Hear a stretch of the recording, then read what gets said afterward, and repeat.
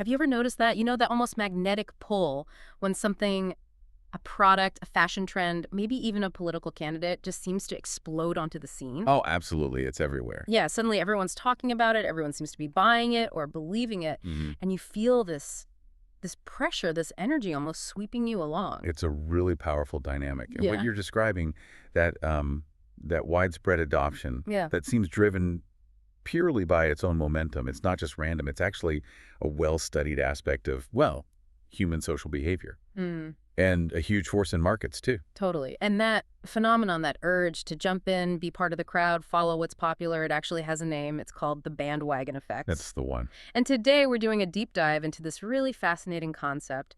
We're drawing heavily on a rigorous, systematic review of the latest research. It really pulls back the curtain on how this whole thing works, especially today. Yeah. And our mission, really, for this deep dive is to cover a lot of ground. We want to unpack exactly what the bandwagon effect is. We'll trace its history, which is surprisingly long and varied, actually. Right. We'll explore how researchers are studying it, the methods they're using, the key findings. And most importantly, I think, we'll look at how it subtly, and sometimes, let's be honest, not so subtly, shapes your decisions, your choices. Yeah, everything from what you buy to maybe who you vote for. Exactly. Even how whole organizations operate. We're going to try and reveal some maybe surprising insights and also point towards where this whole area of study is headed next. What are the gaps? What's the future look like? Okay, let's get into it. Yeah. Let's unpack this. If you've ever wondered why you suddenly felt compelled to buy those shoes or check out that viral video, well, get ready to understand why we so often find ourselves jumping on the bandwagon. It's a fascinating journey. So to really get a handle on the bandwagon effect, we probably need to start at the beginning, right? Like the intellectual roots. Where did this idea first start taking shape? It didn't just pop up yesterday. No, definitely not. You have to go back a bit. The serious academic chat around what influences consumers beyond just price started gaining traction with James Dusenberry back in 1949. Duesenberry, okay. Yeah, and he put forward this idea, pretty insightful for the time, that how much we consume isn't just about our own personal tastes or, how much money we have. He suggested that our spending is significantly influenced by, well, how much other people around us are spending, their relative spending. The classic keeping up with the Joneses. Pretty much. That's the root of it. It hints at this deep social dimension to what seem like purely economic choices. We're constantly sort of benchmarking ourselves against others. That feels so true even now, maybe even more so now with social media. Okay, but the actual phrase bandwagon effect, that came a bit later. Just a year later, actually. The term was formally introduced by Harvey Leibenstein, 1950. Liebenstein, okay, got it. And Leibenstein really broadened things out. He highlighted that these external factors, things totally separate from a product's inherent quality, its features, its durability, whatever, these external things play a massive role in consumption. So not just is this a good product, Yeah. but something else. What kind of external factors was he talking about? Well, he famously grouped the influence of other consumers into three main types. We still talk about these today. The bandwagon effect, the snob effect, wanting to be different, and the Veblen effect, which is about conspicuous consumption showing off wealth. Okay, three types. But the bandwagon one. The bandwagon one is unique. He defined it very vividly, actually. He called it the intent to join the crowd and be one of the boys. One of the boys. That really captures it, doesn't it? That social pressure or maybe the desire for acceptance. Exactly. It's that fundamental human drive for conformity, wanting to fit in, belong to the group, not stand out in a bad way. So fast forward to today. How do researchers now define it, sort of bringing together Liebenstein and all the work that's come since?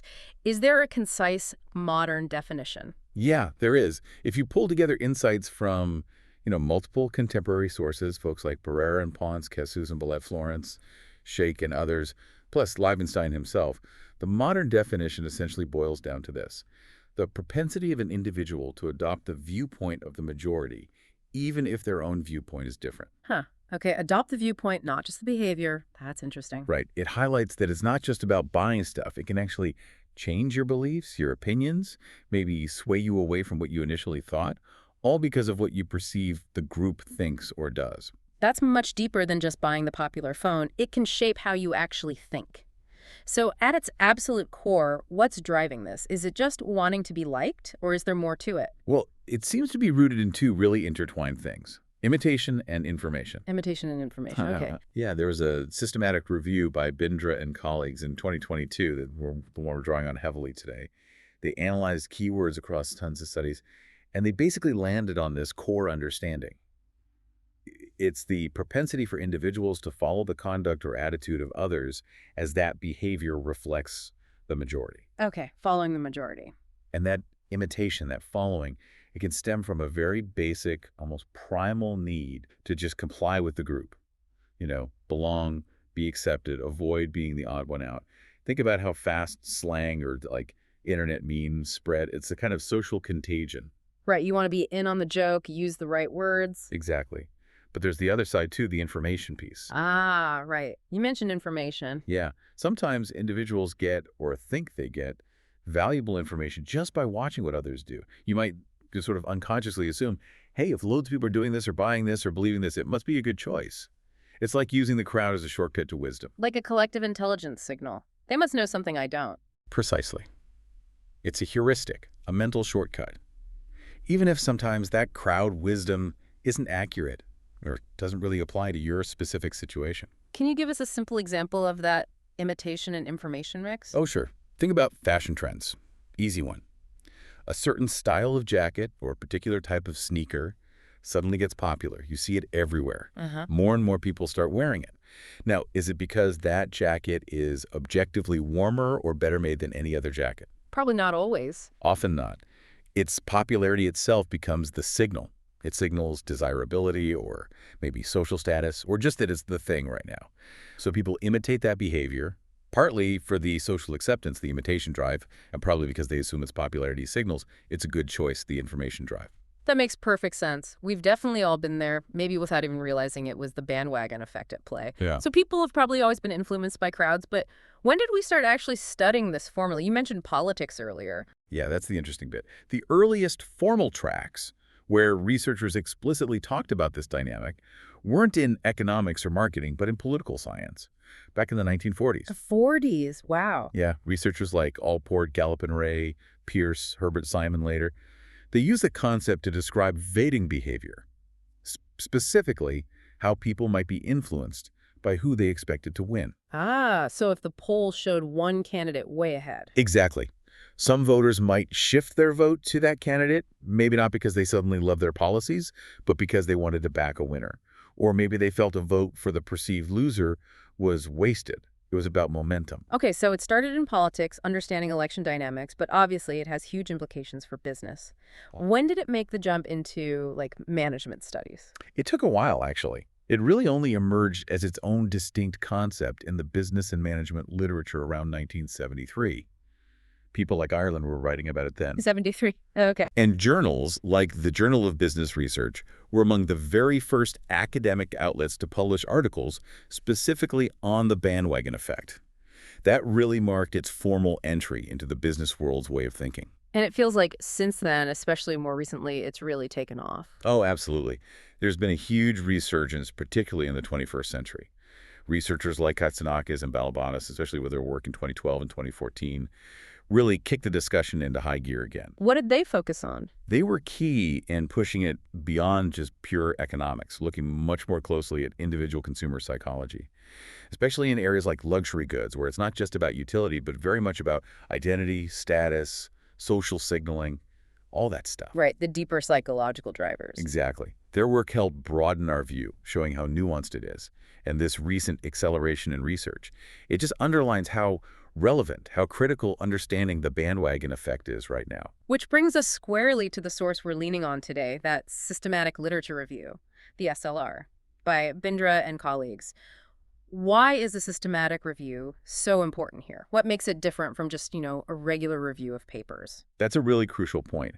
An SLR isn't just someone summarizing a few papers they like. It's a highly structured scientific method.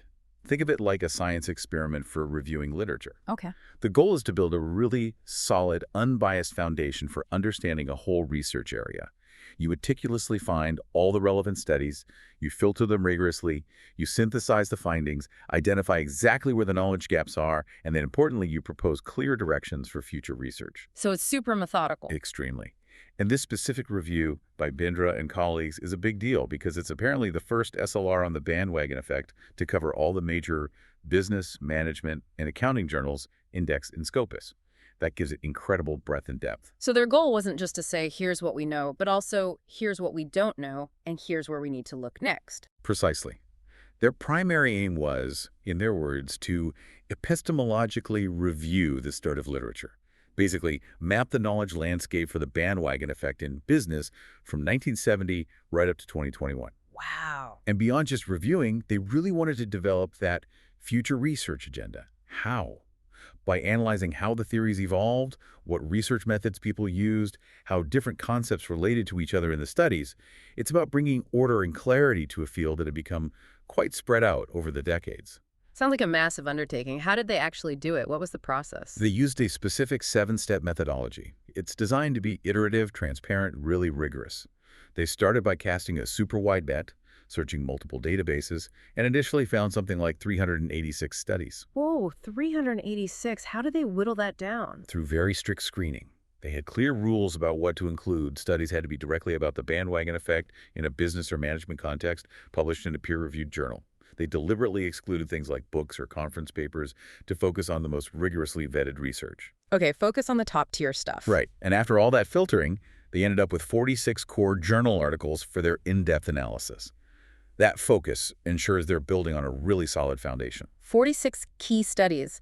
And what did this rigorous process tell them about when this research was happening? Was it steady over the years, or? That's one of the most striking findings, actually, the sheer acceleration recently. The majority of those 46 studies, over half, 53.4%, were published just between 2011 and 2020. Wow, in just that one decade. Yeah, it clearly shows the surge of interest. It highlights how the topic is gaining relevance, likely driven by things like, digital social networks, faster trend cycles.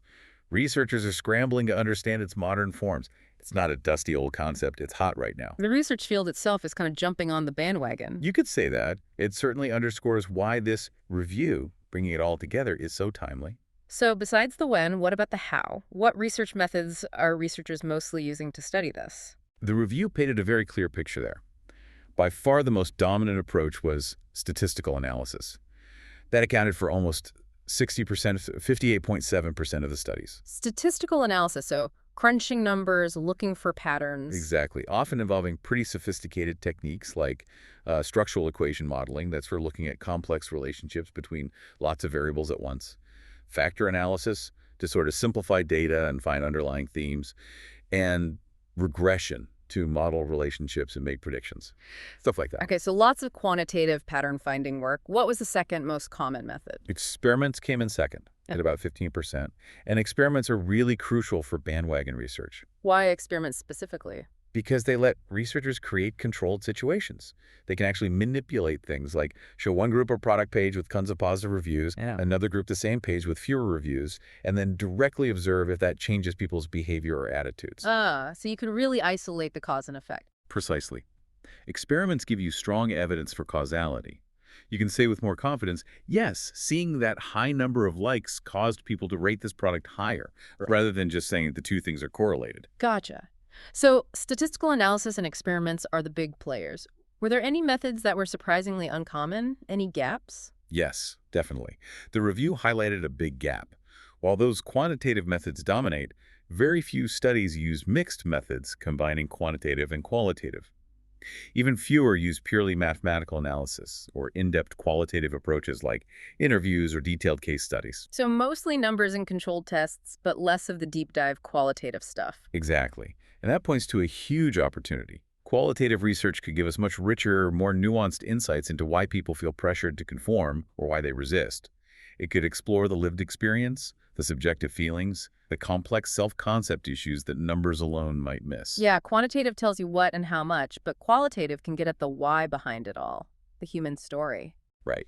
The review actually recommends more mixed methods approaches in the future to get that fuller picture. Combine the strengths of both. Okay, that makes sense.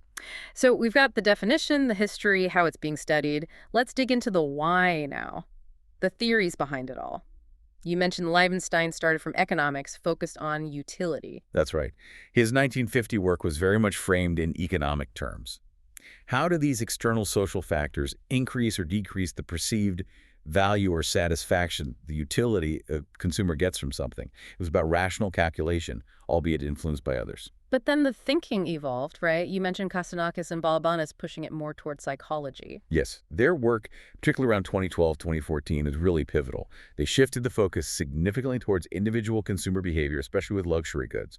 They argued it wasn't just about utility, it was deeply tied to psychology, sociology, things like identity, status signaling, the need for social acceptance. That really opened up the theoretical landscape. So the systematic review pulled out several key theories that help explain these deeper drivers. Let's walk through some of the big ones. First up, optimal distinctiveness theory. What's the core idea there? Optimal distinctiveness theory, this came from Marilyn Brewer back in the 90s. It's super insightful.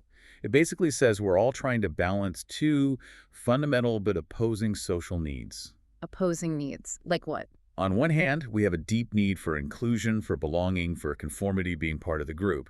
But on the other hand, we also have a need to feel unique, distinct, to maintain our individual identity. The classic tension between fitting in and standing out. Exactly. It's a constant balancing act. So how does that relate to jumping on a bandwagon? If you want to be unique, why join the crowd? Well, it explains that interplay we see between, say, snob trends wanting something exclusive and peer conformance or bandwagon trends. We want to satisfy both needs. So maybe you join a bandwagon for a popular luxury brand because it signals you belong to a certain desirable group, fulfilling the inclusion need. But then you might customize your item, or choose a rare color, to express your individuality within that group, fulfilling the distinctiveness need. Finding that sweet spot. Belonging, but with a personal twist. Makes sense. Okay, next theory, attribution theory. Sounds like it's about figuring people out. It is, pretty much. Attribution theory suggests we're always trying to understand why other people act the way they do.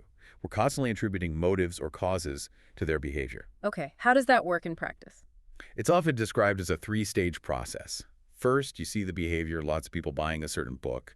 Second, you assume it's intentional, they chose to buy it. Third, you try to figure out why they chose it.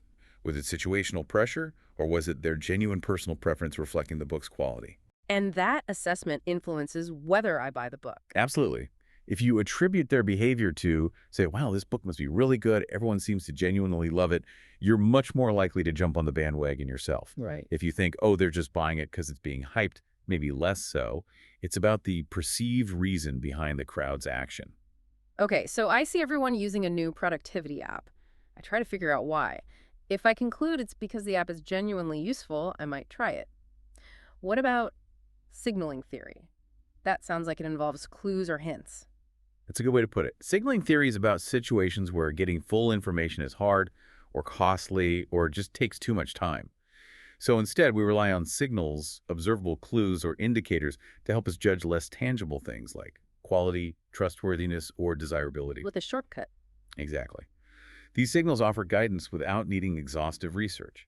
Think about a fancy degree from a top university signaling competence or a product warranty signaling reliability. So how does popularity itself become a signal in the bandwagon context? Well, popularity itself can be a very powerful signal. If loads of people are adopting something, that sheer volume signals this must be good, or this is credible, or this is socially approved. It implies quality or desirability because it's popular. So the crowd's choice is the signal. Right. It influences your decision without you having to dig deep into the actual merits yourself. Like seeing a restaurant with a huge line outside the line itself signals good food, making you want to try it even if you know nothing else about it. A very common shortcut, especially online with ratings and view counts. Okay, now for something that feels a bit like the opposite force, psychological reactance theory, or PRT. Yeah, PRT is fascinating because it often pushes against conformity. It comes from Brehm and others back in the 60s. The core idea is that we humans really value our freedom, our autonomy, our sense of control over our own choices. We like to feel we're in charge of ourselves. Deeply. Yep. So if we perceive that our freedom to choose is being threatened or taken away, if someone is pressuring us too hard to conform, we experience this negative feeling called psychological reactance. Like a rebellious urge. Kind of. It motivates us to push back, to resist the pressure, to restore our sense of freedom. So while bandwagons pull us towards conformity, PRT explains why sometimes, if that pull feels too forceful or manipulative, We might deliberately do the opposite just to assert our independence. The don't tell me what to do effect, that's a really important counterbalance. Okay, one more major theory, and this one's a classic. Veblen's theory of the leisure class from way back in 1899. Yeah, Thorstein Veblen. Look, His work is foundational for understanding conspicuous consumption. conspicuous consumption, buying things to show off. Essentially, yes. Veblen argued that consumer choices, especially among the wealthy, are often tied to signaling social rank. He talked about how the leisure class used the unproductive use of time, visible leisure, elaborate non-functional goods, to demonstrate they were wealthy enough not to have to work productively. This display confirmed their high status. Okay, so how does that connect to bandwagons? Are some bandwagons just about showing off status? Absolutely. Veblen's theory helps explain why certain bandwagons, especially in luxury markets, are driven by this desire to signal social status. People jump on board, adopting consumption patterns that mimic a perceived higher class, partly to associate themselves with that status. So buying the it handbag or driving the right car isn't just about the product, it's about joining the perceived elite bandwagon. Exactly. It's aspirational consumption as a form of social signaling. The popularity among a high-status group fuels the bandwagon for others who want to signal affiliation with that group. Those are some really powerful theories explaining the why. But the review also mentioned some untapped potential, right? Theories that haven't been used much yet. Yeah, that was a key point for future research. The Binder review noted that several other potentially relevant theories have been, quote, scantily utilized. Like which ones? Things like market imperfections theory, institutional theory, social network theory, and transaction cost theory. And why is it important to maybe bring those theories into the mix? What could they add? They could offer much richer explanations, especially in different contexts. For example, institutional theory could look beyond just competition and examine how broader industry norms, regulations, or the desire for legitimacy drive organizations to jump on bandwagons. It's about fitting into the accepted way of doing things. Okay, looking at the wider system. Right. Or social network theory could analyze how the actual structure of connections between people or firms influences how quickly a bandwagon spreads. Who are the key influencers? How do clusters form? Yeah, mapping the spread. And transaction cost theory could look at how the effort or cost involved in gathering information makes simply following the crowd a more economical choice, even if not perfectly rational. These lenses could really deepen our understanding beyond just individual psychology. It's about connecting the individual choices to the bigger picture. The networks, the institutions, the market structures. Fascinating. Definitely a lot more to explore there. Okay, so we've talked definition, history, theories. Let's get concrete. How does this actually play out? The review looked at the constructs, the factors driving it, and the context where it happens. What did they find? Well, in business and management, they found the bandwagon effect is often kicked off or amplified by a few key factors. Things like the need for learning people joining because they think the crowd knows best. Paradoxically, the need for uniqueness plays a role, like we discussed with optimal distinctiveness. Also, materialism, obviously, and how strongly someone's self-concept is tied to group belonging. And a big one, consumer susceptibility to normative influence, basically how easily swayed someone is by social norms. So a mix of psychological needs and social influences. And what are the typical results when these factors are strong? Well, they directly boost the bandwagon behavior itself. But more concretely, they lead to increased purchase intentions, drive actual product purchase and use, can foster strong brand attachment, and naturally lead to widespread imitation behavior. Businesses see this as demand surges, market shifts. Right. And where did the research tend to focus? Which industries, which countries? Mostly industries where image and social signaling are really important. So think luxury goods, fashion and apparel, and various service industries. Places where being in matters. This makes sense. And geographically. The bulk of the studies came from China, the US, India, and the UK. Likely reflects where major consumer markets are, where research funding is available, and maybe cultural factors related to conformity. Okay, let's dive into some specific case studies highlighted in the review. First one, consumer demand in our very digital world. This feels like ground zero for bandwagons today. Oh, absolutely. In the digital space, the bandwagon effect often manifests as that mental shortcut or bandwagon heuristic we talked about. The logic is simple. If loads of people like this or view this or share this, it must be good. Yeah, you see 10 million views on a YouTube video. Exactly. And you instantly assume it's worth watching. It reinforces Liebenstein's idea. These external cues, now digital, heavily influence us, often letting us skip deeper evaluation. So things like star ratings, view counts, likes, follower numbers, those are the modern bandwagon cues. Precisely. They act as powerful signals of credibility, legitimacy, or just general approval.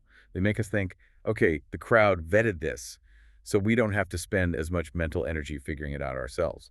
It's efficient, but can be superficial. Does it go beyond just those numbers? How else does it play out online? Yeah, it gets more nuanced. For example, studies show even how much personal stuff you share online can be influenced by how much your friends are sharing. It's like a social norm gets set. Interesting. An imitation effect even for privacy. Right. And here's a really surprising finding related to online news. You'd think more likes on a news article on Facebook would mean people agree with it more. Yeah, seems logical. Popularity equals agreement. But research found that wasn't necessarily the case. A high number of likes didn't automatically lead people to conform to the article's opinion. What did seem to matter more were the actual comments, specifically exemplifying comments. Exemplifying comments, like comments that really illustrated a point of view. Exactly. Comments that were descriptive, maybe emotional, or provided specific reasons for agreeing or disagreeing seemed to be more influential than just the raw number of likes. Wow. So it's not just the quantity of the crowd, but the quality or nature of the social proof. A well-reasoned comment carries more weight than 1,000 silent likes. It seems so, in that context at least. It suggests specific, relatable social proof can be more persuasive than just abstract numbers. That's a huge insight for anyone creating online content. And remember, a lot of these digital insights come from experiments, giving us confidence in the cause and effect. Okay, let's switch gears to where it all started academically. Voting behavior. How does the bandwagon effect show up in elections today? Well, it's still that core idea. People voting for the candidate they expect to win, rather than just based on policy or preference. It's that back the winner mentality. Trying to be on the winning side. What triggers this? Primarily, the release and discussion of predictions, opinion polls, or even early election results. We see this in places like France, where results from the mainland come out earlier and seem to influence how people vote later in overseas territories. They adjust based on the perceived trend. Is it purely strategic, or does seeing a candidate gain momentum actually change how voters perceive them? Research suggests it's deeper than just strategy. Seeing a candidate with a lot of support, a strong bandwagon, can actually make voters perceive that candidate as more competent, more qualified, more electable. Popularity itself seems to validate their suitability. So the bandwagon changes perceptions of quality. It appears so. And you can even try to quantify this effect by comparing voting percentages before and after major polls or predictions are released, like Simon did way back. Okay, now let's look at organizations. How does the bandwagon effect influence the diffusion of innovation? How new ideas or technology spread among companies? It's a really interesting dynamic at the organizational level. Companies often adopt new innovations, say a new software system or a new process, not because they've rigorously analyzed its efficiency for them, but simply because many other companies, especially competitors or respected leaders, are adopting it. So it creates this bandwagon pressure. Exactly. A fear of being left behind, looking outdated, or losing a competitive edge if you don't adopt the popular new thing. Does this pressure sometimes lead companies to adopt things that aren't actually a good fit or maybe aren't even efficient? Oh, absolutely. That's a major risk. When there's ambiguity about how well an innovation will actually perform and intense pressure to keep up, companies might jump on board without proper due diligence. It can lead to widespread adoption of inefficient or unsuitable innovations across an entire industry. It's the organizational version of FOMO, fear of missing out. And do the connections between companies matter, like their social networks? Hugely. How central a company is in its industry network, who it's connected to, even gaps in the network. These things significantly affect how quickly innovations spread. Interestingly, sometimes really radical innovations spread faster because they signal a bigger potential shift and they travel quickly through those network ties. Is there a difference in how companies adopt radical versus, say, incremental innovations? Something about mindfulness. Yeah, that's a concept researchers talk about: mindfulness in decision-making. The idea is that maybe radical, game-changing innovations sometimes get adopted more mindlessly, just jumping on the bandwagon due to hype or pressure, whereas smaller, incremental innovations might involve more mindfulness, more careful, deliberate evaluation before adoption. It's about the level of cognitive effort involved. That distinction makes sense, and that leads right into the next area, the diffusion of management practices. Is that similar to innovation diffusion? Very similar dynamic, but focused on specific management techniques, strategies, or even investment decisions. Think about companies expanding into a new foreign market or adopting a specific quality management program like Six Sigma or something. Okay. They might do it primarily because their main competitors are doing it. It's driven by that fear of being strategically outmaneuvered or losing ground, even if the timing or the practice isn't actually ideal for their own situation right then. So reactive, keeping up with the rivals, is it always about tangible benefits, or are there other drivers like reputation? Often it's heavily about legitimacy and reputation. Adopting popular management trends or even things like appointing independent directors to the board isn't always about immediate bottom-line results.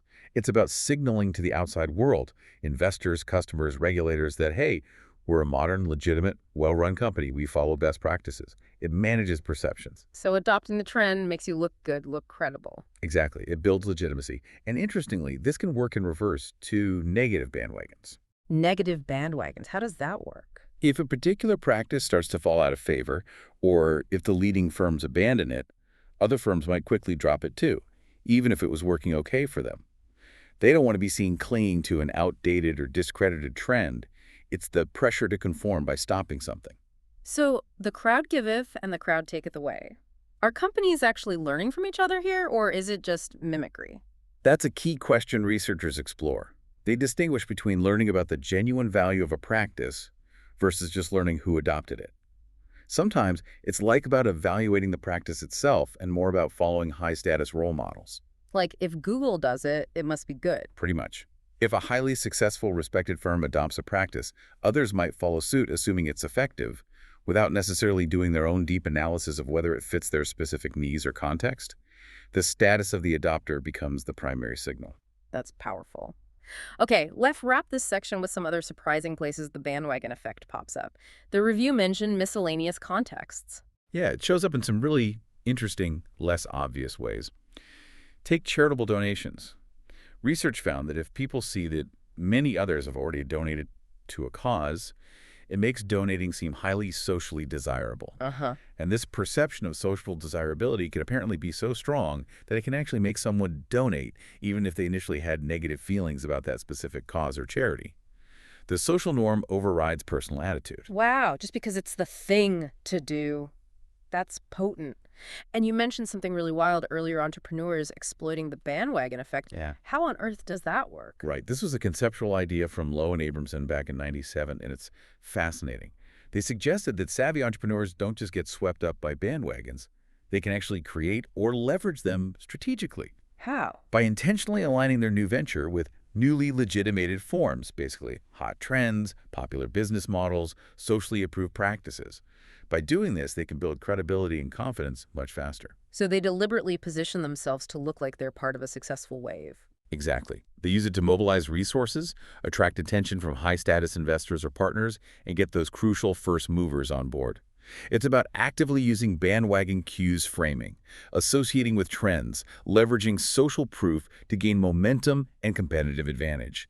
It flips the script from being passively influenced to actively manipulating the effect. That is a seriously strategic, almost Machiavellian twist on the whole idea. Mind-blowing. It really shows the complexity and the potential power involved. Okay, we have covered so much ground. The definition, the history, the theories, the research methods, and these incredible real-world examples right up to entrepreneurs weaponizing the effect. Let's look forward now. What's the future hold for studying the bandwagon effect, and what are the big takeaways for us in practical terms? Well, first off, that systematic review itself, the Bindra et al. Study, is really significant for academics. Being the first comprehensive SLR across all those business journals, it provides a vital baseline and a clear roadmap for where research needs to go. It brings coherence to the field and highlights the importance of the theories we've already developed. So, a great tool for researchers, but what about for people outside academia? Retailers, marketers, policymakers, business leaders. Why should they care deeply about understanding this? Oh, it's absolutely critical for them. In today's markets, things change so fast. Trends explode overnight. Consumer behavior shifts constantly, often driven by these very bandwagon dynamics. Understanding how they work is essential for developing strategies that actually stick. So it helps navigate the chaos. Exactly. Helps businesses anticipate shifts, maybe even influence trends, build stronger customer loyalty, and just stay competitive. If you can spot a bandwagon forming or understand the triggers, you can make much more informed decisions about products, marketing, investments. It's about navigating that dynamic environment effectively. Okay, so where specifically does the research need to go next? What's on the future agenda, according to the review? They outline several key areas. First, digging deeper into value creation demand-side factors. Basically, we still don't fully get the individual motivations. Why exactly do people join or resist?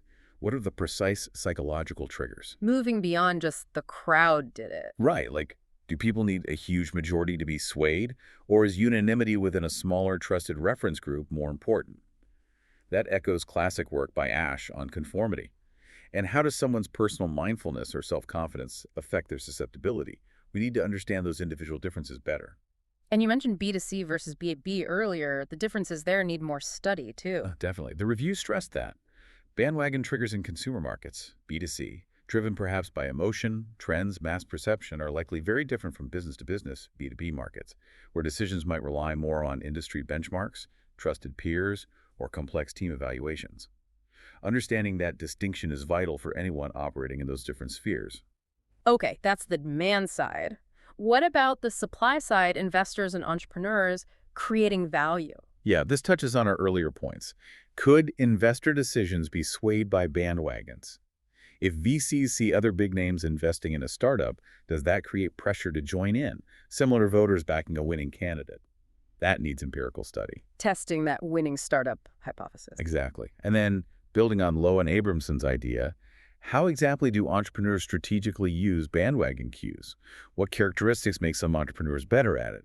How does the wider environment regulations, industry culture enable or constrain this kind of strategic bandwagon creation? There's a lot to unpack there about actively managing these effects. So, investigating the deliberate use of bandwagons, what about the research methods themselves? Any advancements needed there? Yes, a big call was for more qualitative research. Since quantitative methods are so dominant, we're missing those rich, deep insights into the why. Interviews, ethnographic studies, detailed case studies could add immense value. Getting the stories behind the numbers? Precisely. And the review strongly advocates for more mixed methods research, combining quantitative and qualitative to get the most comprehensive and validated understanding. Use the strengths of both approaches. Makes sense. And finally, any new contexts or frontiers where the bandwagon effect needs exploring? Yeah, they pointed to several underexplored industries. Think tourism. How do popular destinations or travel trends emerge? Healthcare. How do patients or doctors adopt new treatments or health behaviors based on perceived norms? Construction. How do building trends or material choices spread? Lots of potential there. And what about major global events? Surely something like the recent pandemic must have created huge bandwagon effects. Absolutely. The review specifically flags the massive opportunity to study the impact of COVID-19 on bandwagon behavior. The pandemic fundamentally altered consumer psychology, shopping habits, tech adoption, everything.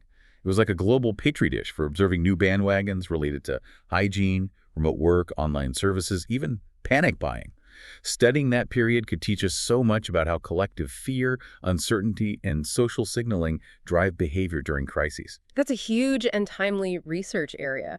So, wrapping this all up, whether we're talking about the latest tech craze, a political surge, or a fashion trend, it's clear the bandwagon effect is this incredibly powerful, pervasive force. Deeply embedded in our psychology, our social interactions, our markets. Yeah, and it's not just mindless following. It's complex, involving signals, perceived value, our need for social acceptance, and even, as we learned, deliberate strategic plays. This deep dive really shows it's a major influencer of, well, almost everything. It really merits ongoing attention, especially as information flows faster and social influence becomes even more amplified in our digital world. Understanding it helps us navigate better. So, a final thought for you listening. As you go about your day, as you scroll through your feeds, see ads, make choices, start noticing. How aware are you of the bandwagons forming around you? In what ways might they be subtly nudging your next purchase, your next opinion, maybe even your next big life decision? What stands out to you now about the power of the crowd?